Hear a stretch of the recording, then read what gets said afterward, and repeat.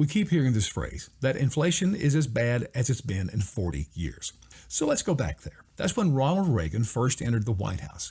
And listen, inflation was double digit. He also had to deal with stagflation. That's when the economy is really sluggish. Biden is correct when he says that the economy is strong right now, and it is.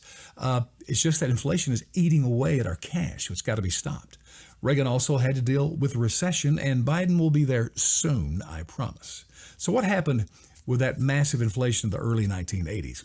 Well, you had the Fed doing its deal under Paul Volcker. And by the way, he raised rates to 20% in 1982. I mean, it wiped out business, sent unemployment skyrocketing, and of course dealt with inflation. At the same time, Reagan led the government to do three big things. One, massive tax cuts. Two, massive government spending cuts. And by the way, I really believe that government spending, especially that which government spending that they don't have, they just create money out of thin air through the Fed, that is the number one cause of inflation. So he cut that. And thirdly, he massively reduced federal bureaucracy agency regulations. Let me tell you how much.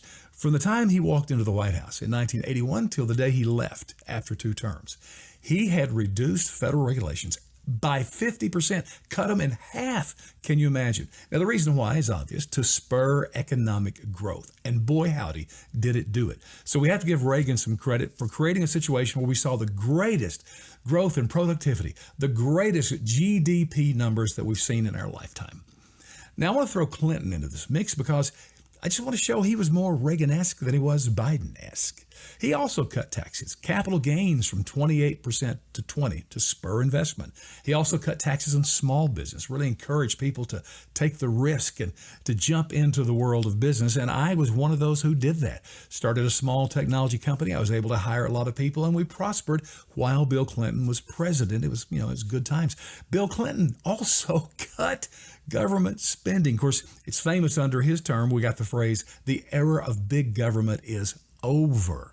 Imagine any politician saying that today.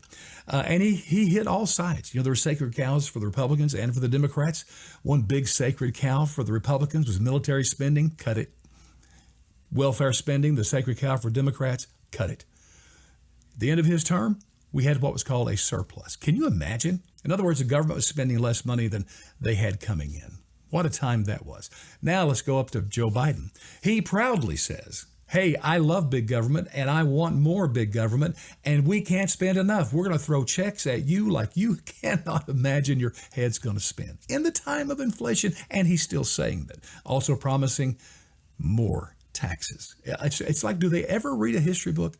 Do they know about how all these past presidents dealt with economic challenges? Here's my biggest fear, and I'm serious about this. One thing Biden has to deal with that the other guys have never had to deal with, and that's government debt. What is it now, over $30 trillion? As the Fed raises rates, realize that raises the rates on that debt as we're trying to pay that off. That means there's some point rates go high enough that every penny that the federal government has will have to pay against the debt and nothing else. What happens then?